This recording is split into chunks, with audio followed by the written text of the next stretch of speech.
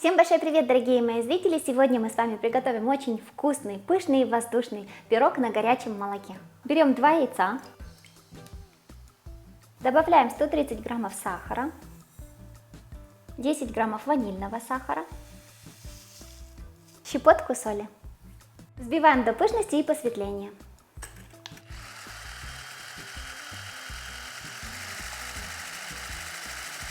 Вот до такого пышного состояния я взбивала яйца с сахаром буквально 4 минутки. Берем 120 граммов молока, 40 граммов сливочного масла. Нагреваем до очень горячего состояния.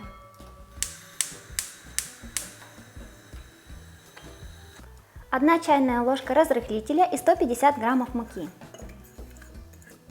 Добавляем половину муки к яйцам и перемешиваем до однородности.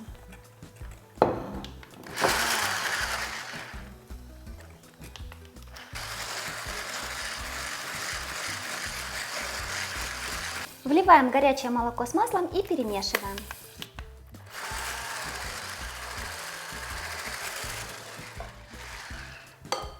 Досыпаем оставшуюся муку и снова перемешиваем до однородности.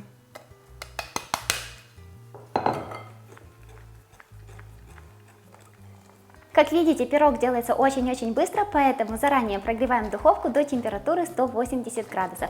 И еще я хотела воспользоваться возможностью и лично сказать спасибо всем спонсорам канала. Спасибо за вашу поддержку.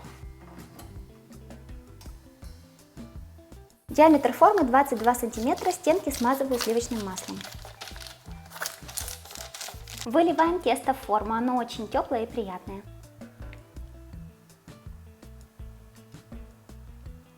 Ставим пирог выпекаться на 30-35 минут, как всегда ориентируемся по своей духовке.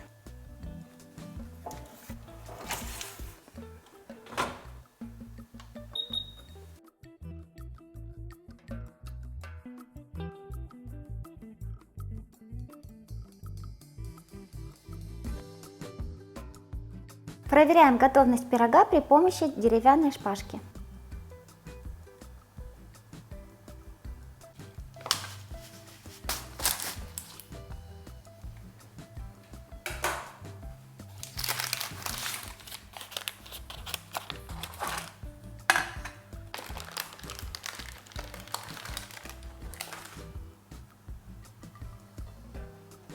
Посыпаем пирог сахарной пудрой.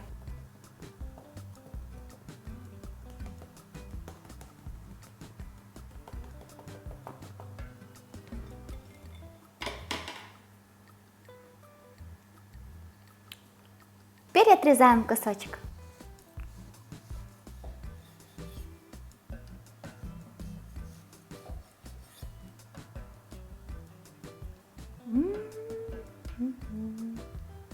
Пирог получился просто невероятный, он пахнет, он такой нежный, мягенький, но это не моя духовка, поэтому он поднялся такой горочкой. Если вы знаете, что нужно делать, чтобы пирог не поднимался такой горочкой, то обязательно напишите в комментариях. Но на вкусе это совсем никак не отразилось, и мне кажется, что даже он так интересно выглядит, как какой-то вулкан или гора такая небольшая. Ну что ж, давайте пробовать. Пахнет очень ароматно.